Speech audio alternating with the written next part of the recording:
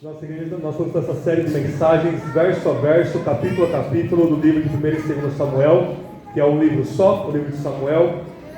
Semana passada o pastor Fernando, ele foi até o capítulo 16, mais ou menos até o verso 14.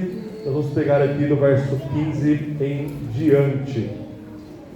Para a leitura não ficar muito longa, nós vamos ler o capítulo 17, tá? Se vocês baterem o olho ali no capítulo 16, o texto vai falar que Uzai, ele vai ser o conselheiro de Absalão. Lembra que Uzai é amigo de Davi, ele está infiltrado como um espião aqui, fingindo ser conselheiro do filho de Davi, Absalão, que está usurpando o trono de Davi lá em Jerusalém.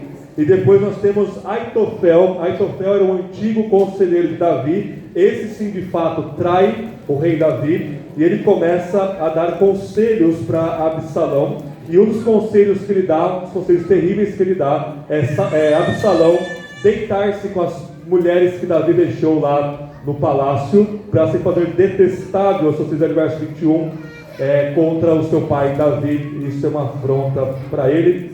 E o texto vai continuar então, capítulo 17, até o capítulo 1, até o final, no verso 29. Toda a escritura é sobre o Evangelho. O Evangelho é a pessoa e a obra do nosso Senhor Jesus. E aqui em Samuel nós temos esse aspecto principal aqui do Evangelho, que é o reino de Deus sendo estabelecido em Israel, que prefigura o reino dos céus que Jesus inaugurou em sua vida. E hoje nós vamos ver então, continuando a saga deste Evangelho do rei rejeitado aqui na pessoa e na vida de Davi.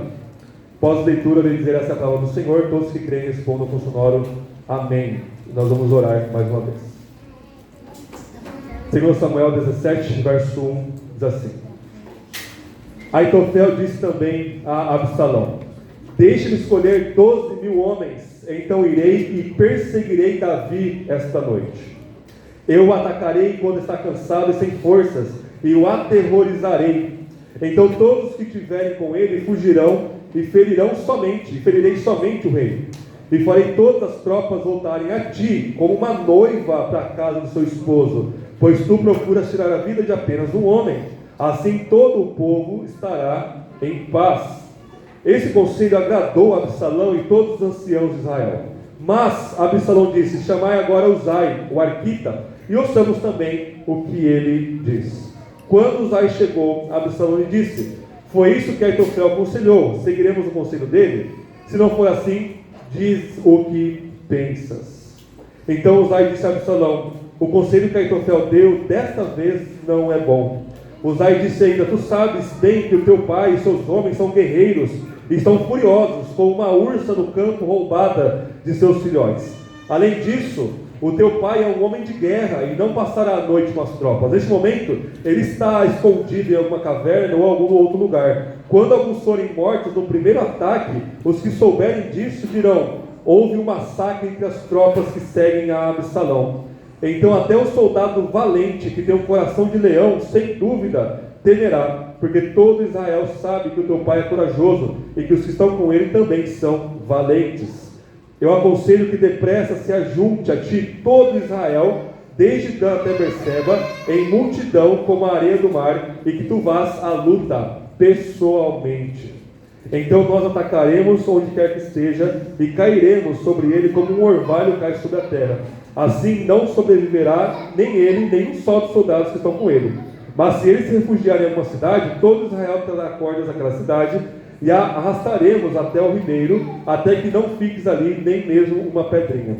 Então Absalão e todos os homens de Israel disseram: melhor é o conselho de Uzai, o arquita, do que o conselho de Aitofel, porque assim o Senhor o ordenara, para aniquilar o bom conselho de Aitofel, a fim de destruir Absalão. Uzai disse também aos sacerdotes Zadok e Abiatar: Aitofel aconselhou Absalão e os anciãos de Israel desse modo, mas eu aconselhei assim. Agora mandai avisar depressa a Davi: não passe esta noite nos desfiladeiros do deserto, mas passa sem demora ao outro lado, para que o rei e suas tropas não sejam aniquilados. Jonatas e Aimás estavam esperando junto a Enrogel, e uma criada ia lhes passar a informação para que eles as transmitissem ao rei Davi, pois não deviam ser vistos entrando na cidade. Mas um jovem os viu e avisou a Absalão. Porém eles partiram depressa e entraram na casa de um homem em Baurim, e havia um poço no quintal da casa, e eles entraram ali. A mulher pegou a tampa, fechou a boca do poço, espalhou grãos triturados sobre ela, e assim nada se soube. Quando os servos de Absalão chegaram àquela casa, perguntaram à mulher: onde está Aimás e Jonatas? A mulher respondeu: eles já passaram o riacho. Depois de procurar sem sucesso, voltaram para Jerusalém. Quando eles partiram, Aimás e Jonatas saíram do poço e foram avisar Davi, dizendo-lhe: levantai-vos e atravessai depressa as águas, porque Aitofel deu tal e tal conselho a vosso respeito. Então Davi disse às tropas que estavam com ele: e eles levantaram e atravessaram o Jordão. E ao nascer do sol, não havia ninguém que não tivesse atravessado. Quando percebeu que seu conselho não havia sido aceito, Aitofel selou o jumento e foi para casa na sua cidade. E depois de arrumar a sua casa, enforcou-se e morreu, e foi sepultado à sepultura de seu pai. Então Davi veio a Mahanaim, e Absalão atravessou o Jordão com todas as tropas de Israel. Absalão por Amasa para chefiar o exército e em lugar de Joabe. Amazá era filho de um homem chamado Itra, os Jezreíta, e o que havia se deitado com Abigail, filha de Naás, irmã de Zeruia, mãe de Joabe. As tropas de Israel e Absalão acamparam na terra de Gileade. Quando Davi chegou a Mahanaim, Sobi, filho de Naás, de Rabá dos Amonitas, e Maquir, filho de Amiel, de Lodebar, e Barzilai, o gileadita, de Rogelim, pegaram camas, bacias, vasilhas de barro, trigo, cevada, farinha, grãos tostados, favas, lentilhas e torradas, mel, manteiga, ovelhas, queijos feito com leite de vaca, e os levaram a Davi e as tropas que estavam com ele, para que comessem, pois eles diziam o seguinte: as tropas estão famintas, cansadas e sedentas no deserto. Essa é a palavra de Deus. Amém. Vamos orar ao Senhor.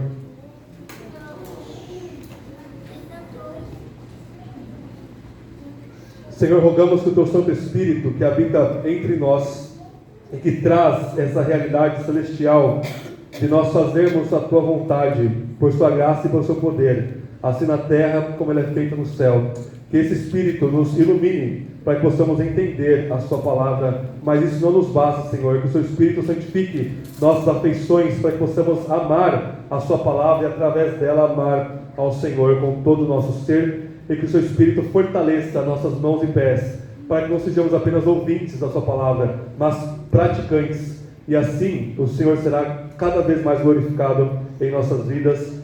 É o que nós te pedimos em nome de Jesus. Amém.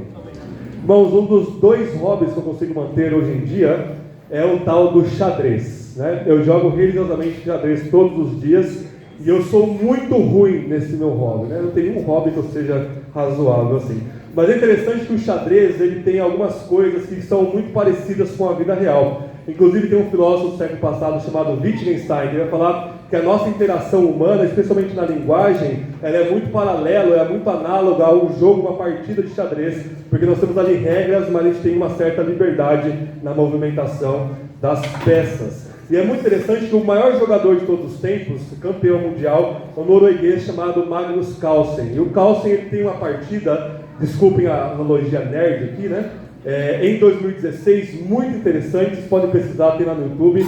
Ele vai jogar contra um dos maiores jogadores da Rússia, que é o Karyakin.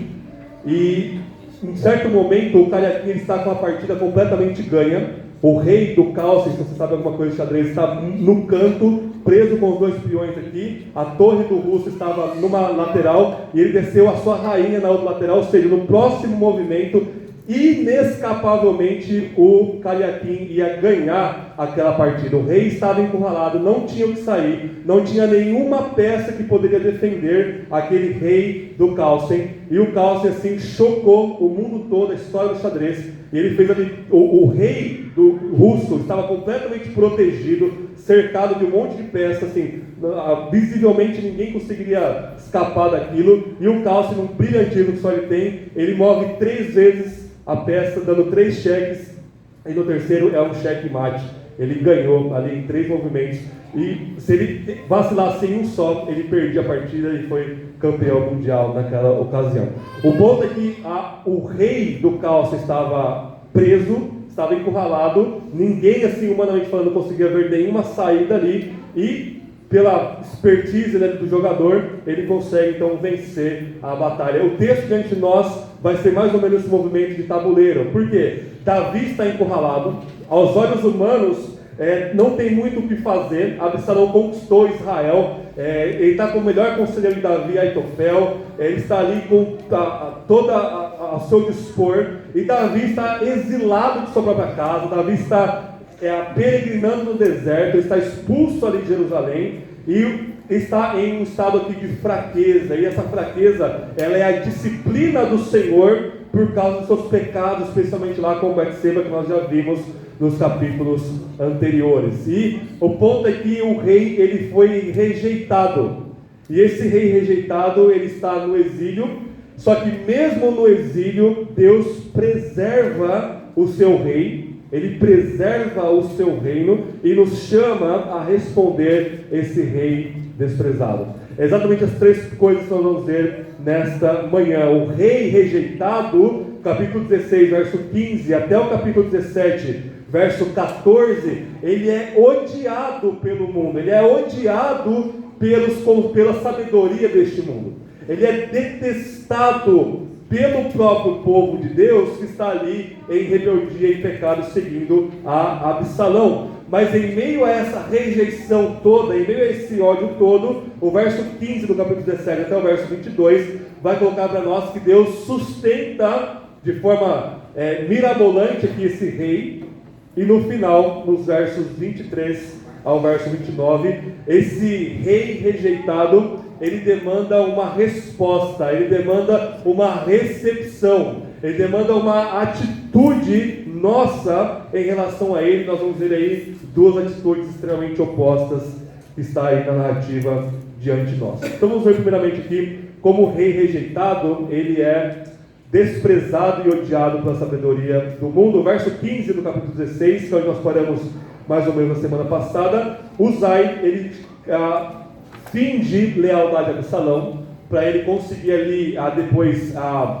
de alguma forma, ajudar Davi a escapar de Absalão, que exatamente acontece, né? Mas a partir do verso 20, venham comigo, capítulo 16, verso 20, diz assim, então Absalão disse a Aitofel, dai o vosso conselho sobre o que devemos fazer.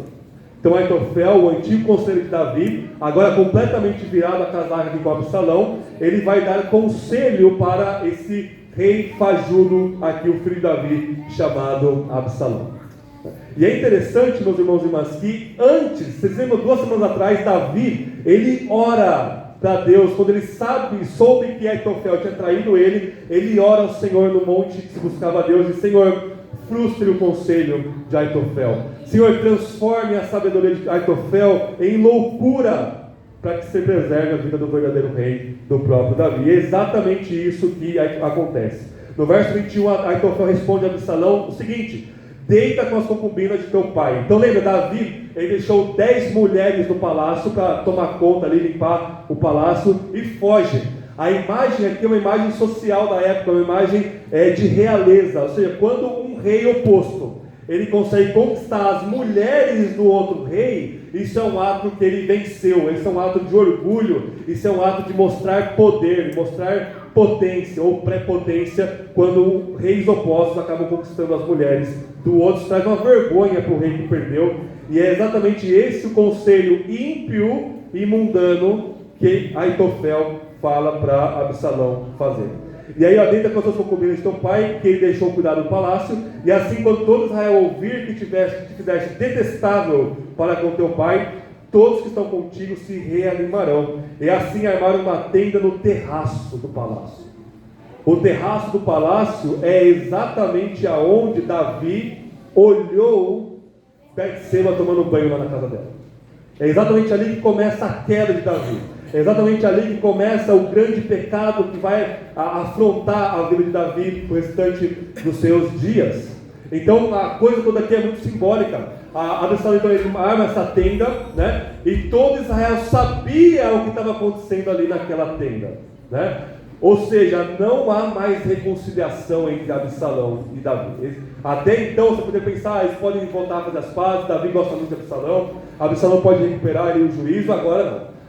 Esse ato de Absalão, Aitofel fala: todo mundo vai saber que você se fez detestável para Davi. Né?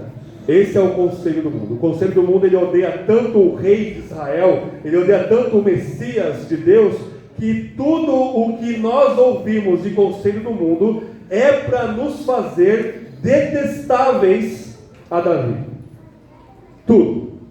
Todo o conselho ímpio que você recebe, toda a propaganda que aparece nas suas redes sociais, todo o pecado que é incitado em tudo que nós fazemos e seremos levados a pecar, é o conselho do mundo que odeia tanto o Rei Jesus, que a única coisa que ele nos quer fazer é sermos detestáveis ao Rei.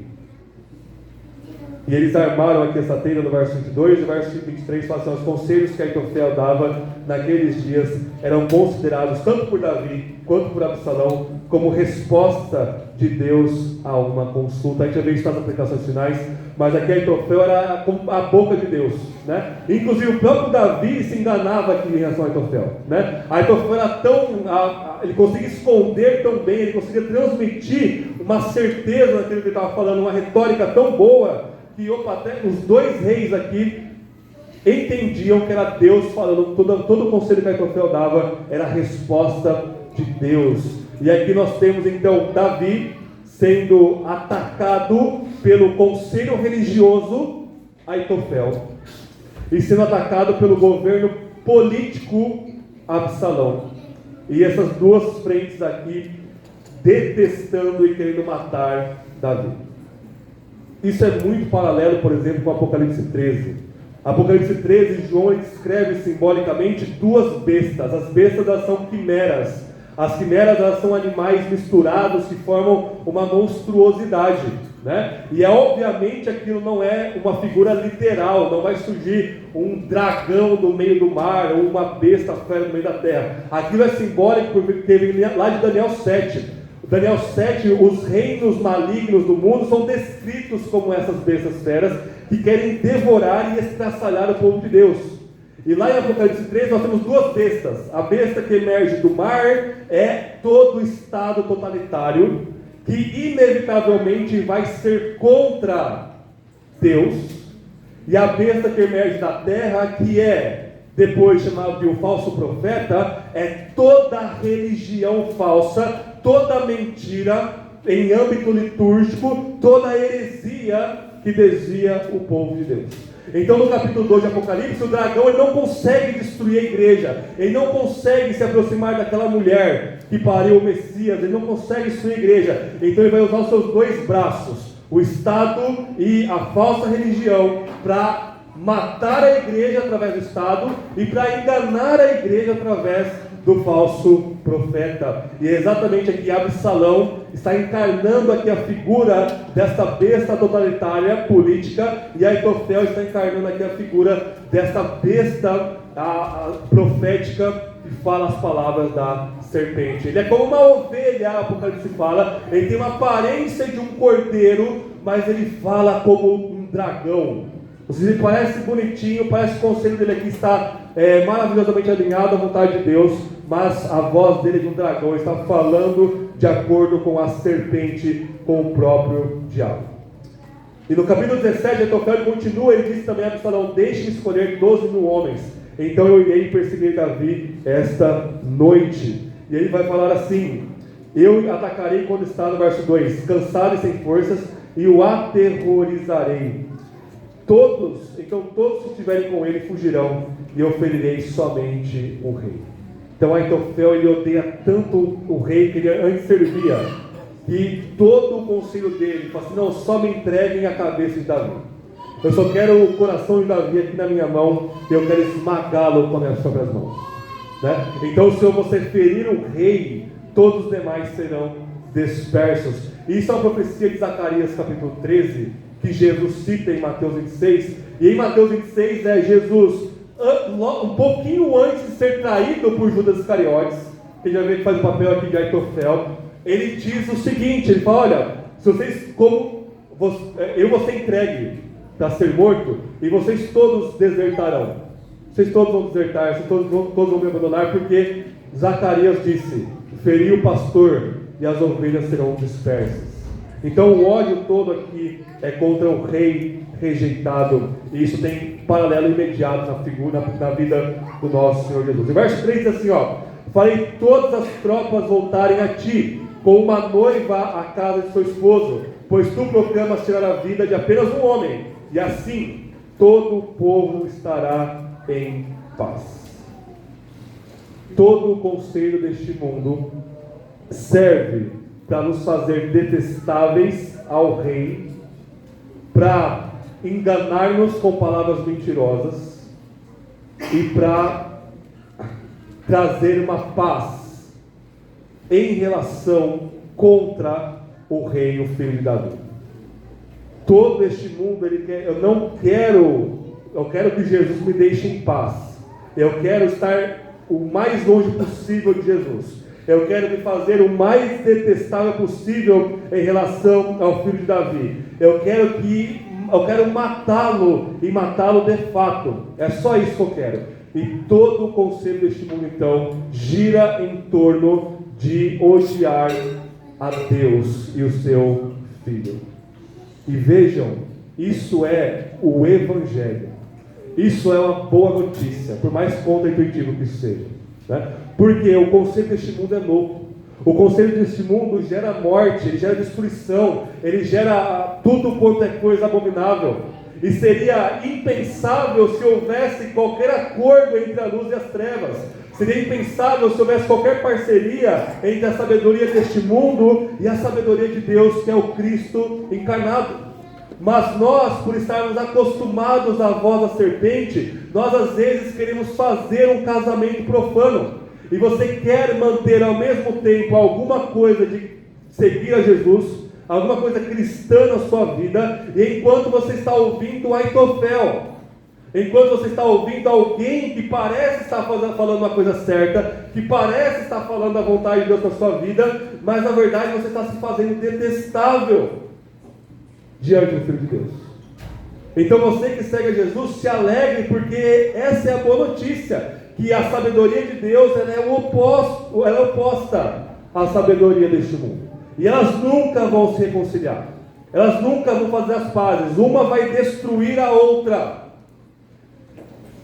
Jesus ele fala assim: eu não vim trazer paz à terra. Eu vim trazer espada.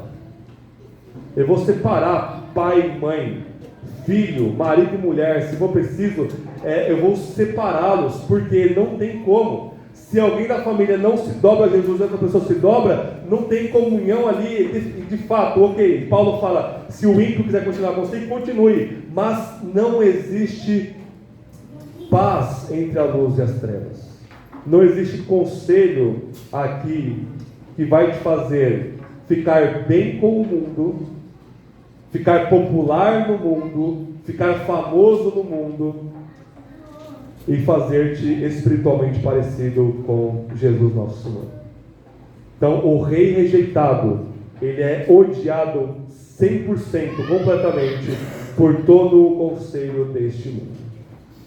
E você se faz de tolo quando você ouve Aitofel, e parece que você está consultando a Deus, e ele está te levando a matar, e a ficar separado, a ficar em paz. Assim, se a gente conseguir destruir Davi, se a gente conseguir matar o rei de Israel, então o povo estará em paz.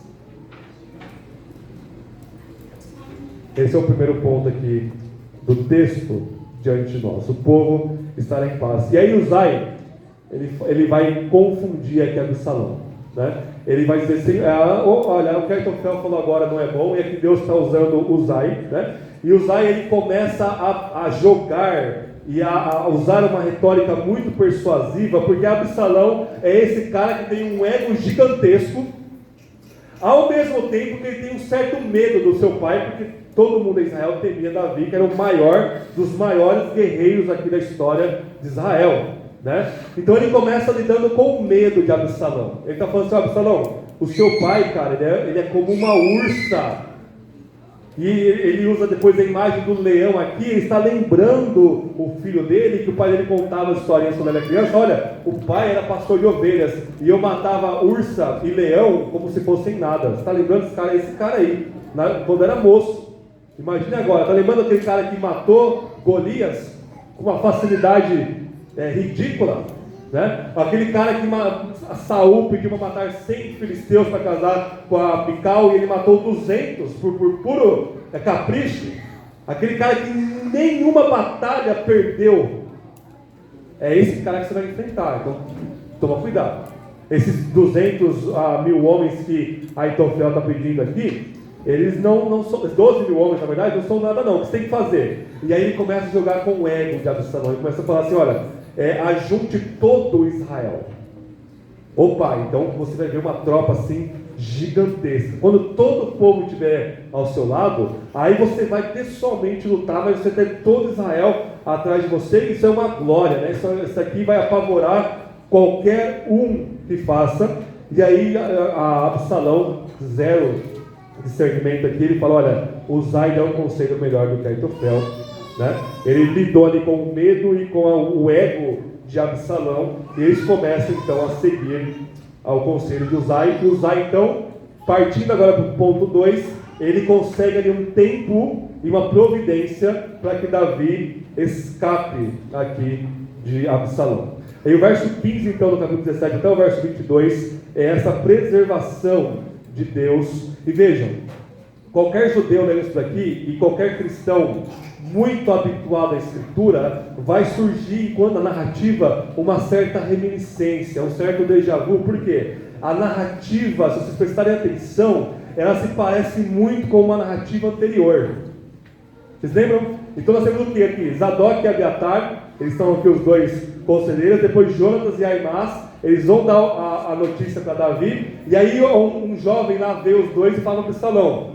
E aí o que esses dois homens fazem? Eles entram na casa de um sujeito lá em Baurim, no verso 18, e havia um poço no quintal dele ali. Quem vai salvar eles, meus irmãos e irmãs, verso 19? Uma mulher. Uma mulher, ela pega, ela tampa o poço, cobre ali, né, camufla a tampa do poço, e aí chegam os servos de Absalão, e ela fala: eles já atravessaram o rio. Isso aqui é exatamente igual os dois espias lá de Jericó, de Josué, quando eles vão espiar Jericó, e aí Raabe, uma prostituta pagã de Jericó, que morava lá em cima do muro, ela esconde os dois espias, exatamente igual a esses dois homens aqui. Tá? E olha o que o texto diz, lá no verso 22, qual que é o rio que Davi atravessa? Ele atravessa o rio Jordão, exatamente o mesmo rio que Josué atravessa. O ponto todo aqui é comparar Davi com figuras históricas. Se na primeira parte do texto, Davi ele está no exílio, no deserto, sendo perseguido pelo rei ímpio, Davi aqui é Israel. O Israel que sai do Egito é perseguido por Faraó, Absalão é o novo Faraó, e agora Davi está no deserto, igual Israel foi para o deserto. Então o rei é o novo Israel, ele representa Israel, porque ele encarna a história do povo na sua própria biografia. Se ele é Israel, agora o segundo ponto, o autor de Samuel está contando para nós: Davi é o novo Josué. Ele é o novo Josué.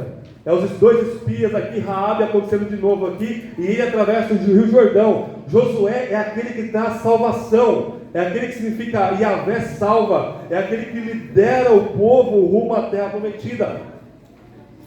E o autor aqui das entrelinhas, na intertextualidade aqui nos ecos, está dizendo: Davi é o novo Josué.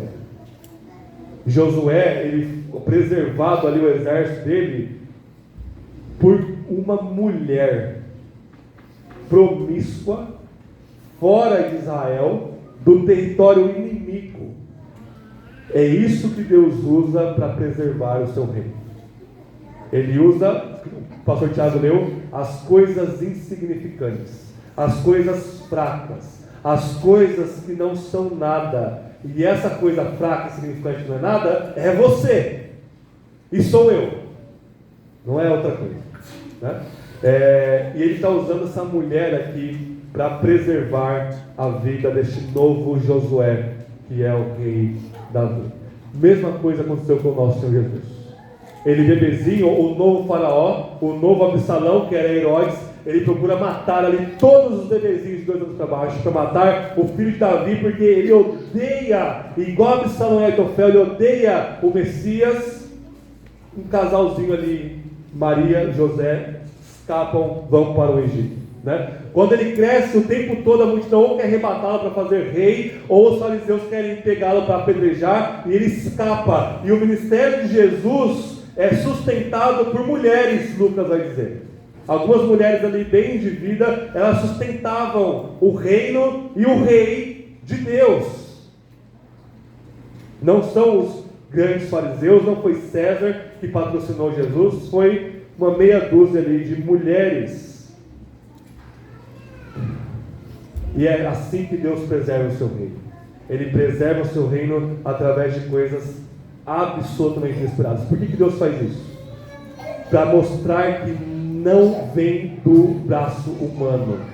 Para mostrar que o reino de Deus não é sustentado pelo braço humano, pela expertise humana, pelo intelecto humano, pela estratégia humana, pelos conselhos humanos de Aitofel. O reino de Deus, ele é sustentado pela fraqueza. O reino de Deus, ele é cruciforme. Cruciforme significa que ele é formado pela cruz, e isso não é uma coisa bonita. Ser formado pela cruz é ser formado por fraqueza, por aquilo que parece loucura, por aquilo que é morte.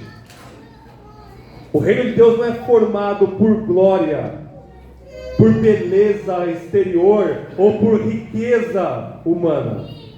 Ele não é formado pelo acúmulo de informação e conhecimento. Ele é formado pelas coisas mais desprezadas deste mundo. Você quer fazer parte disso? Ou você quer Absalão? Ou você quer o Egito com toda a sua sabedoria e com toda a sua força? Paulo vai dizer em 1 Coríntios 1 que nós lemos: você quer sinais poderosos como os judeus querem? Você quer milagres chovendo do céu todos os dias? Ou você é como os gregos, você quer uma sabedoria absolutamente perfeita e lógica? E Paulo está dizendo: não, a gente é loucura para um e fraqueza para outro. Nós temos uma coisa só, uma mensagem só, um alvo só, e este alvo ele é crucificado. Cristo e este crucificado. Não é uma coisa bela, é a coisa mais desprezível do mundo aos olhos da sabedoria deste mundo. O reino de Deus é sustentado por fraqueza. E é muito interessante que Hebreus 5, verso 7 a 10 vai dizer o seguinte: que Jesus, nos dias da sua vida, ele apresentou orações para Deus com muitas lágrimas e muitos clamores para aquele, ou seja, Deus, que pode livrá-lo da morte. E, tendo sido ouvido, ele aprende a obediência. Aí você pergunta: o autor de Deus está esquecendo de alguma coisa. Por quê? Jesus ele orou com muitas lágrimas. Isso aqui imediatamente vem à mente o Getsemane. Ele sua gota de sangue, ele chora ali, ele clama: Senhor, Pai, faça a tua vontade, mas não a minha, mas se possível passe de mim este cálice. Ele ora para aquele que poderia livrá-lo da morte. E o autor fala assim, e tendo sido ouvido. O ponto é que Deus ouviu Jesus, ele sempre ouve Jesus. Não há uma oração que Jesus faça que Deus não ouça, e ele o livrou da morte. Ao mesmo tempo que Jesus morreu. Olha só, ele o livra da morte ao passá-lo pela morte e ressuscitá-lo dentre os mortos. É isso que nos espera. O que nos aguarda é a morte. O que nos aguarda é o sofrimento, é a cruz. Mas nós confiamos que Deus vai levantar o nosso corpo em glória no final. Aqueles que sofrem com Cristo reinarão com Cristo Jesus. Terceiro ponto do nosso texto. O rei rejeitado, mesmo sendo rejeitado, ele demanda uma resposta. E aí nós temos duas respostas bem escandalizadoras aqui, bem estranhas. O verso 23 do capítulo 17 até o verso 26. Vamos ler apenas o 23, diz assim, ó. Quando percebeu que o seu conselho não havia sido aceito, Aitofel selou o jumento e foi para casa na sua cidade. E depois de arrumar sua casa, enforcou-se e morreu. E foi sepultado na sepultura de seu pai. A primeira resposta diante do rei rejeitado é o suicídio. É a auto-morte, é ele enforcar-se, é a forca. Por que Aitofel? Parece uma coisa assim, uma sobre-reação de Aitofel, né? Porque o texto fala, o seu conselho não foi ouvido, foi filho do Uzai, e ele foi lá e se enforca. Mas o que está por trás dessa atitude de Aitofel aqui? O que está por trás é que Aitofel, ele intuiu e ele sabia que agora ele não era mais o conselheiro do rei, e que agora não havia reconciliação mais com Davi, e ele intuiu que Davi voltaria para o reino. E se Davi voltasse para o reino, ele é um traidor, ele seria morto. Então, em vez de Davi me matar, eu mesmo vou fazer isso, vou me enforcar. Em outras palavras, Aitofel ele preferiu enforcar-se do que se reconciliar com Davi. E ele é um tipo dos Iscariotes aqui, que trai o nosso Senhor Jesus. Essa é a resposta. Esta é a resposta da sabedoria deste mundo. A sabedoria deste mundo que quer saber detestáveis a Jesus, que quer fazer de tudo para matar Jesus, e que quer fazer de tudo para se afastar o máximo de Jesus. Essa é a sabedoria do mundo, na pessoa de Aitofel. Ele está dizendo aqui para nós: eu prefiro me matar e ir para o inferno do que me aproximar de Davi. Esse é o ímpio. E esse é o pecado que habita em cada um de nós aqui. Se você não tem noção disso, você não tem a mínima ideia da dimensão da malignidade do seu coração. Porque quando você olha para Judas Iscariote, você fala assim: eu não acredito que ele traiu Jesus. Hipócrita, você que pensa assim. Porque qualquer um de nós trairia Jesus por nada. Não precisa me dar 30 moedas de prata, não, eu traio assim de graça. Se quiser eu pago aqui, eu pago para vocês irem lá e matar Jesus. Não, eu nunca fazer isso. Você faz, eu faço. Quando a gente peca, é uma traição, é uma quebra da aliança. Não se engane achando que você faria diferente de Aitofel ou dos Iscariotes aqui. O nosso impulso natural é esse. É preferir uma eternidade longe do filho de Davi. Não importa o lugar. É o lago de fogo. É para lá que eu vou. Pulo lá agora. Do que tentar se humilhar e se aproximar do rei. Esse é o pecado humano. Essa é a sabedoria mundana que reside no coração de cada um de nós. É essa força humanamente incontrolável que nos afasta do Filho de Deus. Nós naturalmente odiamos Jesus. Nós naturalmente queremos nos fazer abomináveis a Ele. Mas é a graça de Deus que vence o nosso pecado. E aí nós temos uma segunda resposta. No verso 27 diz assim, ó: quando Davi chegou a Mahanaim, vejam, isso aqui é muito importante. Antes de a gente ver a segunda resposta, Mahanaim, meus irmãos e irmãs, é o lugar que aparece em Gênesis 32. Que lugar é esse? É o lugar em que Jacó, é o lugar do meio em que Jacó, o patriarca, o Israel, ele está ali depois de fugir de Labão. Ele foi traído. Labão é o Aitofel, Labão é o Judas, ele trai Jacó. Ele fugindo depois de Labão, antes de chegar ali ao seu irmão Esaú, ele está ali no lugar chamado Mahanaim. E o texto de Gênesis 32, verso 1 e 2, fala que nesse lugar ele foi sustentado por anjos. Ele está ali, o texto fala, diante do exército do Senhor dos exércitos. E Mahanaim fala: eu estou entre dois exércitos. A palavra Mahanaim em hebraico significa entre dois exércitos. Então ele estava entre o exército ali o seu sogro ali, entre o exército do seu irmão, no meio estava o exército de Deus sustentando ele aqui. E o autor então está falando: olha, Davi é o novo Israel, Davi é o novo Josué, e Davi é o novo Jacó. Ele é que vai gerar o povo de Deus. Jacó na Bíblia é aquele que gera o povo de Deus. Ele é o Israel. Ele é aquele que daqui a pouco, em Gênesis 32, ainda, depois de Manaim, ele vai lutar com o Senhor em oração. É nele que está a promessa, é nele que está a vontade de Deus. Então o rei rejeitado, ele é rejeitado, mas espiritualmente falando, é ali que está a promessa da salvação do povo de Deus. Então quando ele chega em Manaim, no verso 27, quem vai ter o encontro dele? Um carinha chamado Sobi. Esse Sobi é filho de Naás. Vocês lembram de Naás? Naás em hebraico significa o que mesmo? Serpente. A palavra Nahash é a palavra para serpente. É a palavra que aparece em Gênesis 3. A Nahash, a mais astuta dos animais que Deus criou, se aproximou de Eva para tentá-la.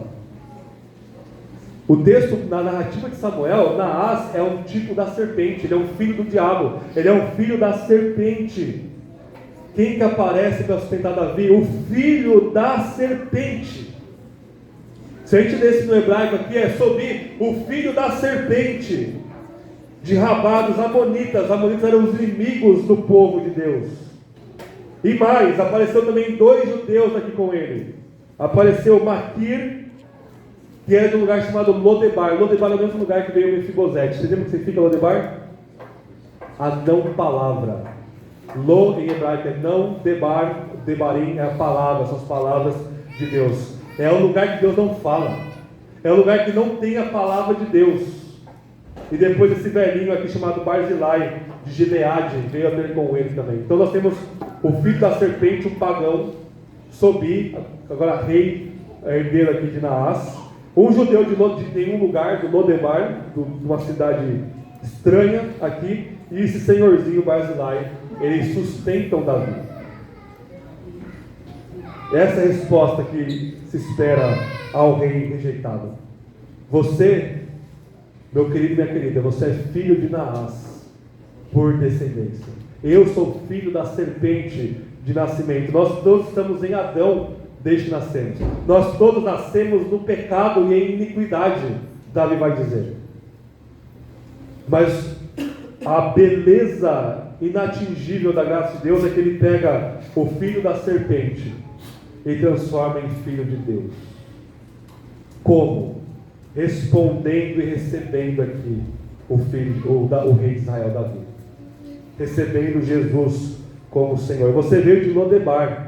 Aonde você estava, você como filho da serpente, Deus não falava. Deus não tem comunhão com você. Deus não quer nada com você, porque você é incrivelmente pecador, completamente devasso, completamente pervertido e iníquo. Você não tem a palavra de Deus, você acredita na palavra de Aitofel. Você acredita na palavra da serpente. E esse Maquir aqui de Lodebar, ele vai ter com Davi. Então, não importa quem você é filho da serpente. E não importa onde você está fora da revelação salvadora de Deus. Renda-se a Davi nesta manhã. Renda-se a Jesus Cristo, nosso Senhor, nesta manhã. Jacó foi sustentado por anjos em Manaim. Agora Davi é sustentado pelo filho da serpente. E essa é a glória do Evangelho. Ele vai converter Sobi, filho de Naás, a Davi. Enquanto todo Israel está seguindo Absalão, o filho da serpente está se dobrando diante de Davi. E essa é a beleza inacessível e inefável do Evangelho do nosso Senhor Jesus. Então, meus irmãos e irmãs, Davi, como o novo Israel, o novo Josué e o novo Jacó, o novo Israel, ele é aquele que foi rejeitado. Mas em sua rejeição, isso expõe o pecado da sabedoria do mundo, expõe a traição de Aitofel, expõe o coração orgulhoso de Absalão, ao mesmo tempo que Deus sustenta através de coisas fracas e exige-se uma resposta. E essa resposta é pela fé. Por que pela fé? Porque o que você está vendo diante de você é o Cristo crucificado, é aquele que todo mundo está rejeitando, é aquele que ninguém está ouvindo, é aquele que ninguém quer se aproximar, e é aquele que não tem glória aparente deste lado da sua vida. É aquele que fala: eu não tenho onde reclinar a cabeça para dormir. É aquele que não tinha um centavo no bolso para pagar imposto, ele teve que achar uma moeda na boca de um peixe. Não tem nada nele. Nada. Pés sujos, descalço, roupa suja. Não tem nada. Se olhava para ele, era como se você visse talvez um mendigo, um cara assim que não vale nada. E você vai seguir esse cara. Na cruz, um dos ladrões falou assim: esse cara aí é um perdedor mesmo, né? A gente vai morrer junto com ele, e bem feito. E aí o outro ladrão da cruz, o outro filho da serpente, ele olha para aquele cara todo estraçalhado, todo torturado por Roma, a ponto para morrer. A lógica humana ali, ela quebra. E ele diz: lembra-te de mim quando estás no teu reino. Isso é fé. 3 aplicações práticas para nós concluirmos. Primeira delas: o que você considera ser uma resposta de Deus para a sua vida? Leia comigo de novo, capítulo 16, verso 23. Os conselhos que Aitofel dava naqueles dias eram considerados, tanto por Davi como por Absalão, como resposta de Deus a uma consulta. O que você entende ser a vontade de Deus? Como é que você discerne a voz de Deus da voz da serpente? Davi, neste momento aqui, não estava em condição de julgar. Absalão muito menos. Ou seja, a palavra de Aitofel era muito parecida com a sintonia da voz de Deus, mas era a voz da serpente, era a voz de Judas, era a voz da traição aqui. Como é que você sabe então qual que é a vontade de Deus para a sua vida? Com quem você tem que se casar, com quem você tem que, se você tem que largar o seu trabalho, procurar outro, permanecer no seu trabalho, mudar de casa, permanecer em casa, mudar de igreja, permanecer na igreja. Qual que é o discernimento que existe dentro de você? É muito simples de saber. 1 Tessalonicenses 4, verso 3, Paulo fala assim: a vontade de Deus para vós é esta, a vossa santificação. Pronto. Essa é a vontade de Deus. Você não vai ter uma voz do céu te dizendo se você é para a direita ou para a esquerda. Você não vai ter uma nuvem desenhando um unicórnio para você ter uma resposta se você deve fazer uma coisa ou outra. Não. A vontade de Deus é uma só, simples, clara, acessível a todos. É uma frase: a vossa santificação. É você se tornar mais parecido com Jesus. E o que é a voz da serpente? É aquela que fala: vamos matar Davi nos fazermos detestáveis para ele. É o que te leva ao pecado.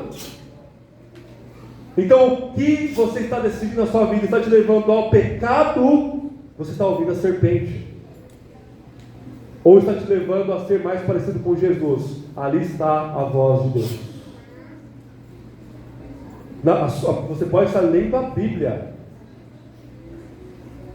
e isso te levar ao pecado, porque você lê como um imbecil, você lê como a serpente. É assim que Deus disse, se distorce a palavra de Deus.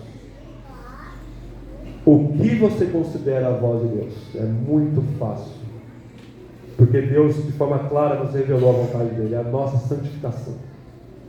Então não importa qual emprego você está, não importa. Não importa o tamanho do seu salário, o tamanho da sua conta, a sua saúde, não importa.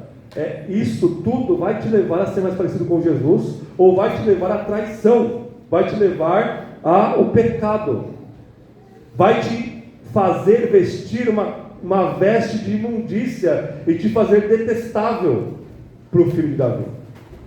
Ou vai te vestir das vestes de Cristo e te fazer glorioso aos olhos de Deus, porque você está vestido de Cristo, mesmo em meio à miséria. Primeira aplicação: o que você considera ser a resposta de Deus para a sua vida? Segunda aplicação aqui: não se enforque enquanto você arruma a sua casa. Capítulo 17, verso 23 de novo. Importante esse texto aqui. Quando percebeu que seu conselho não havia sido aceito, olha o que Aitofel faz. Ele ensinou o jumento e foi para casa da cidade. Olha a próxima frase: depois de arrumar a sua casa, enforcou-se. Ele arruma a casa dele. Olha que sujeito, né? Tem toque, né? Eu preciso arrumar minha casa aqui e vou me enforcar. Não, eu quero minha casa arrumada, mas eu vou me enforcar. E isso diz muito da gente. Você pode arrumar a sua vida enquanto se enforca. Isso aqui é gráfico para nós. Você pode colocar a sua casa em ordem enquanto você está traindo Jesus na forca. Você pode colocar a sua vida financeira em ordem enquanto você trai Jesus por esse maldito ídolo do dinheiro na sua vida. Você pode colocar a sua saúde em ordem enquanto você está com a corda no pescoço. Como é que você faz isso? Quando você coloca essas coisas boas como uma traição a Jesus. Você coloca ela no lugar de Jesus. Então, os ímpios podem arrumar a sua casa. Com a graça comum de Deus, pode dar muita sabedoria comum para os ímpios terem uma boa casa, uma boa gestão financeira, um bom emprego, uma boa saúde, uma boa família. E a corda está aqui, ó. Eu vou arrumar minha casa e vou me enforcar. É melhor deixar sua casa de cabeça para baixo do que trair Jesus. É melhor, eu preciso sepultar meu pai, mestre. Não, os mortos sepultem os mortos. Eu preciso fazer outra coisa. Não. Primeiro, Jesus está falando, sou eu. Ele tem a primazia. Ou ele tem o primeiro lugar, ou você está com a corda no pescoço. Isso é uma loucura inimaginável. Cuidado para não se enforcar enquanto você arruma essa maldita casa que você tanto preza. Terceiro e último lugar, para nós concluirmos. Servir o rei é servir o seu exército cansado. O texto termina assim. O texto termina com o filho da serpente sobre um velhinho chamado Barzilai e um carinha de lugar nenhum, que é o Maquir. Eles trazem tudo. Olha o verso 28, capítulo 17. Cama, bacia, vasilha de barro, trigo, cevada, farinha, grão tostado, favas, lentilhas, torradas, mel, manteiga, ovelha, queijo, feito de vaca. Eles falavam assim, ó, por que eles fizeram tudo isso? As tropas estão famintas, cansadas e sedentas no deserto. Essa é a imagem da igreja, enquanto a igreja aqui nessa terra lutando. Nós somos um grupo de pessoas cansadas, de pessoas sedentas e famintas num deserto escaldante. E não se enganem, servir o rei Davi é servir o seu exército cansado, seu exército feio, cansado, fedido, suado, horroroso, né? Vários dias ali andando. O rei já é uma coisa que está sendo rejeitada aqui. Imagine o pessoal que está com ele, que nem rei é. Não, o filho da serpente convertido aqui, ele pega e fala, eu vou dar tudo aqui que eu tenho, do bom e do melhor, para servir o exército de Davi. Ele não falou assim porque Davi está cansado. Não, ele falou assim porque as tropas estão cansadas. Então a sua lealdade ao filho de Davi, a Jesus, ela é medida e ela é vista pelo seu serviço ao seu exército cansado. Em Mateus 25, verso 31, ele conta uma parábola. O filho de Davi conta uma parábola, dizendo, naquele grande dia, eu vou separar o mundo em duas partes. O pessoal da esquerda, o pessoal da direita, bodes e ovelhas. E o pessoal da direita, o pessoal que está à minha direita, o pessoal, as minhas ovelhas, eu vou dizer, entrem em bênção, meu Pai, no gozo que está preparado para vocês, no reino que está preparado para vocês desde a fundação do mundo. Porque eu estive com fome, vocês me deram de comer, eu estive com sede, vocês me deram de beber, eu estava sem vestimento, vocês me vestiram, eu estava preso, vocês me visitaram, eu estava doente, vocês foram lá orar por mim. Aí os justos, mas eu nunca fiz uma coisa dessa. Aí ele fala assim, não, toda vez que vocês fizeram isso aos meus pequeninos, ao meu exército cansado, vocês fizeram para mim. Enquanto aos ímpios, ele ia falar o contrário. Vocês não me deram de comer, não fizeram nada comigo. Há quando, Senhor? A gente nunca te viu. Quando vocês rejeitaram o meu exército cansado, os meus pequeninos. Cada coisa que você faz por puro amor à igreja, você está fazendo para Cristo. E se você persegue a igreja como Saulo de Tarso, Jesus aparece para você e fala, porque você está me perseguindo. O seu serviço, a sua lealdade ao rei rejeitado, não é uma coisa que você inventa na sua cabeça. Ela é vista pelo seu amor em servir a igreja. Esta é a palavra de Deus. Amém? Vamos orar?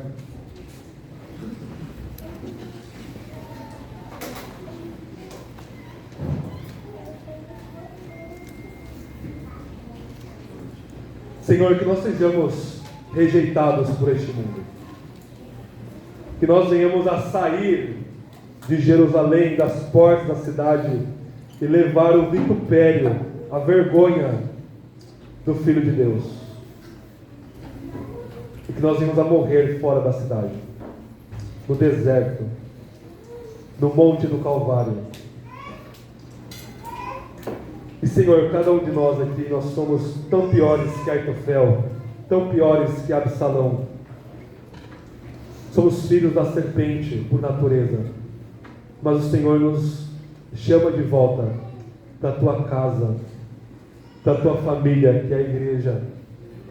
Cria em nós um coração íntegro e restaure em nós a alegria da salvação, para que possamos de fato nos alegrar no meio da assembleia dos justos, cantando louvores ao teu nome. E em toda a nossa miséria e iniquidade, o Senhor nos ama. E o Senhor nos amou quando éramos teus inimigos, enviando o seu Filho, quanto mais agora que fomos reconciliados. Senhor, não permita que esteja algum Aitofel entre nós. Não permita que alguém aqui escolha a forca aos joelhos dobrados diante do Filho de Davi. Quebre-nos e leve-nos ao seu Filho, para a sua glória, em nome de Jesus. Amém.